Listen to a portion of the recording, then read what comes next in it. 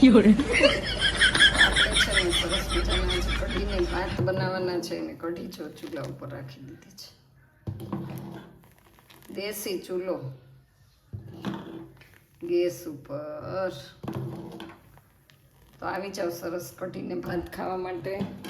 અને અહીંયા જો લોટે બાંધી દીધો છે. આમાં ચાવલ આજે છે ને એવા ભાત બનાવ્યા છે બેઠા, કારણ કે ઓલા ભાત ખાય ને બધા પછી બહુ ગેસ થાય છે, એટલે આમ વધારે ચડી ગયેલા ભાત ખાય ને તો શરીર માટે સારું રહે. તો બધાને હર હર મહાદેવ, જય મહાકાળ, જય માતાજી. કેમ છો? બધા મજામાં? તો આજનો બ્લોગ આપણે ચાલુ કરી દીધો છે ને વાગી ગયા છે 11 ને રસોઈ કરીએ છીએ અને રસોઈ કરતાં કરતાં આપણે બ્લોગ ચાલુ કરી દીધો છે, કારણ કે હાઈ ગાઈઝ ને ફાઈ ગાઈઝ ને કાંઈ બોલવું જ નથી.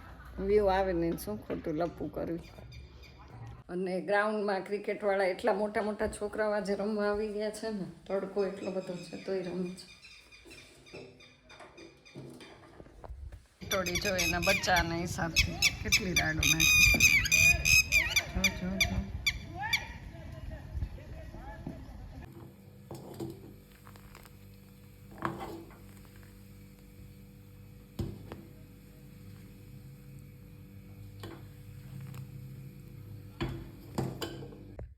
તો ગાઈસ આજે તો છે ને મેં બાંધી દીધું. જો કેવું લાગે આમ, જો તડકો કેવો છે. મારે કેટલી વખત ફળિયામાં જાવું ને અંદર આવવું ને ફળિયામાં જાવું ને ડેલા બંધ કરવાનું, ઝાડવા પીવડાવવાનું, પાણી પીવડાવવું, ગાયુંને કાઢવી.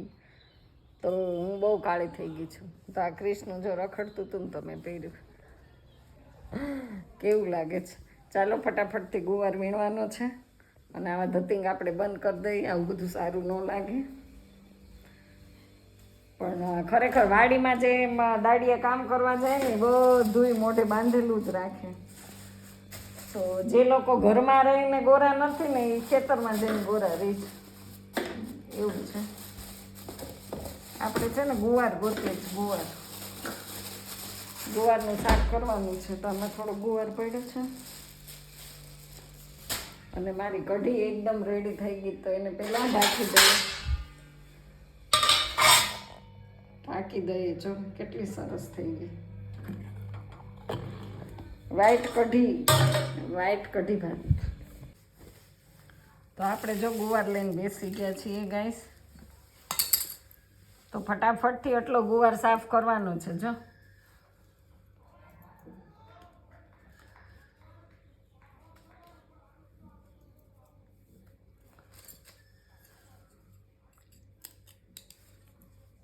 કારણ કે એક તો મોડું થયું છે ને આ બધી શાકમાં છે ને વારે બહુ લાગે. તો ગુવારનું શાક એટલું કરવાનું છે. આજે થોડોક નવો તાજો લીધો, કાલનો પડ્યો છે, બે મિક્સ કરી નાખ્યો એટલે સરસ શાકભાજી થઈ ગયું આપણું.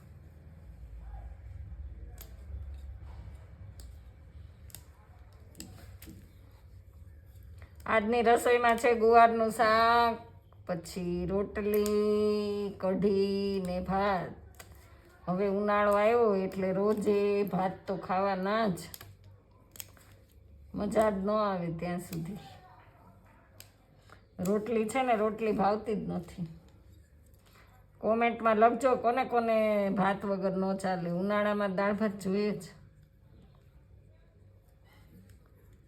દાળ ભાત, કઢી ભાત, મગ ભાત, પછી ચોળીને શાક ને ભાત, બટેટાનું શાક ને ભાત, દૂધીનું શાક ને ભાત.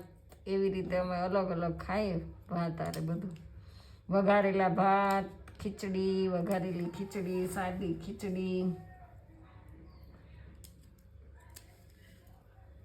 તો ગાઈઝ આપણી રોટલી ને ઓલરેડી શાક જો ક્રિશભાઈની થાળી રેડી કરી દીધી છે. અને આ છે સરસ મજાની કઢી. તો આવી જાઓ બધા એ ગુંદા સાથે. અને આ છે અમારી બટર મિલ્ક.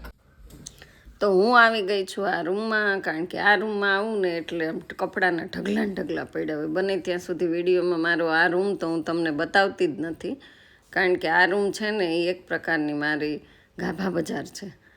તો જો બેડમાં આપણે ઓછાડી પાથરવાનું છે. આજના કપડાં ધોયેલા બેડ ઉપર મૂકી દીધા હતા, તો ફટાફટથી બધા કપડાં લઈ અને સંકેલવા માંડી, કારણ કે સાંજના 5 વાગે હું આ કપડાં સંકેલતી હોઉં એટલે આપણે ઉઠીને પછી આવું કામ કરીએ ને એટલે આપણો મૂડ બહુ હોય નહીં.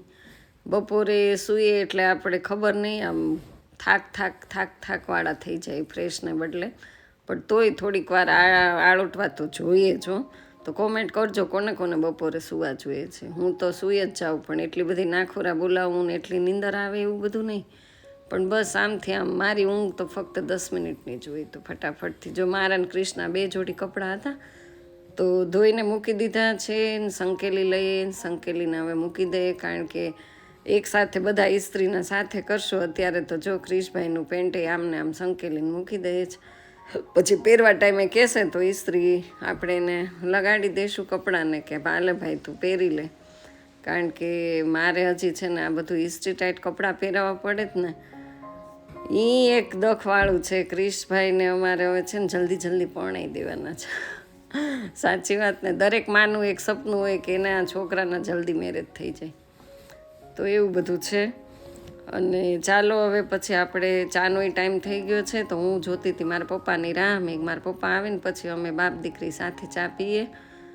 એટલે અમારે રોજનું સાંજનો ટાઈમ સાથે જ ચા પીવાનો હોય. એટલે એની રાહ જોઈને જો બેઠી છું ત્યાં સુધીમાં આપણે આટલા કપડાં સરસ સંકેલીને ક્રિષ્ના ખબર ન પડે એમ શર્ટના બટન બંધ કરી અને પછી ફટાફટથી આપણે ઇસ્ત્રી ટાઈટ સંકેલી અને મૂકી દેવાનું. તો એને એમ જ લાગશે કે મમ્મીએ ઇસ્ત્રી કરીને મૂક્યા છે. કારણ કે હજી હમણાં 2 દિવસ પહેલાં જ એના બધા શર્ટને કર્યા. તો આ ઇસ્ત્રીવાળો જેણે પહેર્યું તો આપણે ખાલી આવી રીતે ઇસ્ત્રી ટાઈટ સંકેલીને મૂકી દેવાનું છે. તો જો આવી રીતે વજન આની ઉપર મૂકી દઈશું ને એટલે એકદમ સરસ થઈ જશે. ચા પીને તો પછી પાછું મારે જવાનું છે. હા, મારા જેઠાણીનો ફોન આવ્યો તો આપણે એના ઘરે જવું છે. ફટાફટ કપડાં સંકેલી ચા પી લો અને એના ઘરે જવાનું છે. કારણ કે આજે છે ને તમે એની ઘરે મારે ગાય દોતા શીખવાનું છે. તો એનો ફોન આવ્યો હતો કે આજે જો તારે ગાય દોવી હોય તો તું ફટાફટથી આવી જાજે મારી ઘરે. એટલે જો હમણાં બસ આ બધા આટલા કપડાં સંકેલીને હું જાઉં છું. તમે લોકો વિડીયોમાં બન્યા રહેજો. પહેલી વાર ચેનલ ઉપર આવ્યા હોય તો એક સબસ્ક્રાઈબ કરી દેજો, લાઈક કરજો, કોમેન્ટ કરજો. નવા હોય તો સબસ્ક્રાઈબ કરજો. દર વખતે સબસ્ક્રાઈબ ન કરવાનું હોય. તો નવા હોય તો ચેનલ ઉપર પહેલી વાર આવ્યો હોય તો સબસ્ક્રાઈબ કરી દેજો. ઘંટડી ભૂલતા નહીં, કારણ કે તમને મારું વિડીયોનું નોટિફિકેશન મળતું રહે એટલા માટે. તો ચાલો આગળ આપણે જોઈએ છે હવે શું ચાલે છે ને શું થાય છે.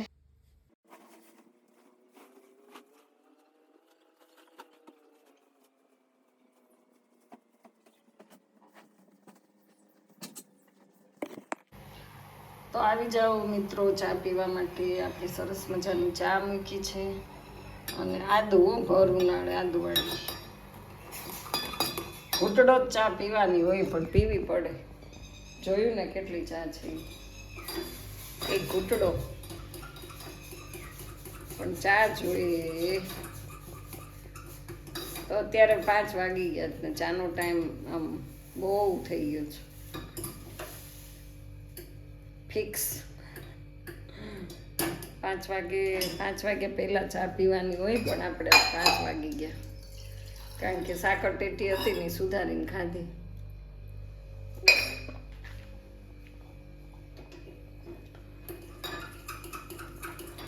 તમે આવી જાઓ. થોડીક એવી ચા બનાવવામાં કંટાળો આવે છે. કેટલી બનાવી છે. હાલો ગાઈસ, તો ગાયના દૂધની ચા સરસ મજાની. બસ મેં તો બહુ પીધી. તો જો ગામડામાં આવી રીતે સાંજનો ટાઈમ હોય ને એટલે હળી મળીને ચા પીએ અને હારે ચા ભેગા બેસીને પીએ ને એટલે એક લાગણી ને પ્રેમનું પ્રતીક કહેવાય. એટલા લાગણીના સંબંધ હોય તો જ આમ રખેલું મંડાય. એ ખબર તમને? બોલ ને, કેમ બોલતો નથી? ગાય માતાને દોવાનો ટાઈમ થઈ ગયો છે ગાઈસ.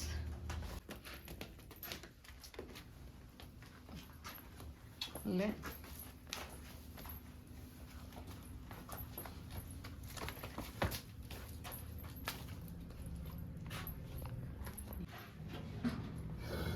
ગાય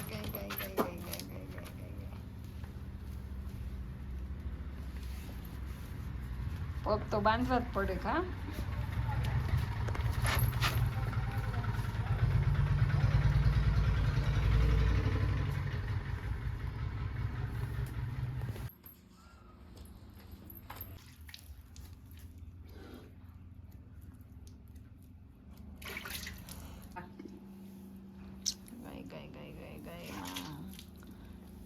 ગાય જ બંધાય, ગાયમાં જ છે બધું. ગાય તો મારે જ દોવાની હતી, પણ મેં તો એની નજીક ગઈ ને ત્યાં જ મને ઈ ઢીક મારવા મળી. પછી હું એને માથામાં ખંજોળવા મળી. એટલી વારમાં તો અમારે ગાય દોવાઈ ગઈ છે ફટાફટથી. તો પછી અત્યારે મને ના પાડી કે અત્યારે આજે છે ને એ તને જોઈને બહુ ખીજમાં આવી ગઈ છે, તો આજે તારે દોવી નથી. હવે આજનો દિવસ હું દોઈ લઉં છું, પછી હું તને શીખવાડીશ. તો આપણે એક આ કામ શીખવાનું છે ગાઈસ. તો બધા કોમેન્ટમાં લખજો મને ગાય દોતા આવડી જશે કે નહીં આવડે. બસ આ એક શીખ